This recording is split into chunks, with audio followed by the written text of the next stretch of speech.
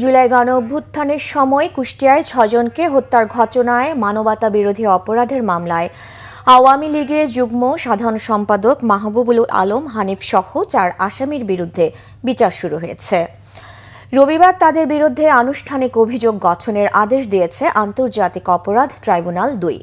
হানিফ ছাড়া মামলার অন্য ৩ আসামি হল কুষ্টিয়া জেলা আওয়ামী লীগের সভাপতি সদরউদ্দিন খান, সাধারণ সম্পাদক আসগর আলী ও শহর আওয়ামী লীগের সাধারণ সম্পাদক আতাউর রহমান আতা।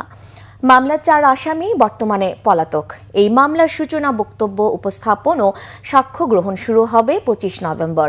একই আদালত জুলাই হত্যাযজ্ঞের মামলায় জাতীয় সমাজতান্ত্রিক দল জাসদের সভাপতি হাসানুল হক ইনুর বিরুদ্ধে অভিযোগ গঠনের আদেশ দিয়েছেন।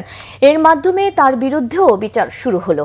ইনু দোষী কিনা ট্রাইব্যুনাল জানতে চাইলে তিনি আদালতকে বলেন, রাজনৈতিক আক্রোশের শিকার হয়েছেন। নিজেকে নির্দোষ দাবি করে ট্রাইব্যুনালের কাছে মামলা থেকে খালাসও চেয়েছেন ইনু। এই মামলার সূচনা বক্তব্য উপস্থাপন ও সাক্ষ্য গ্রহণ শুরু হবে আগামী ৩০ নভেম্বর।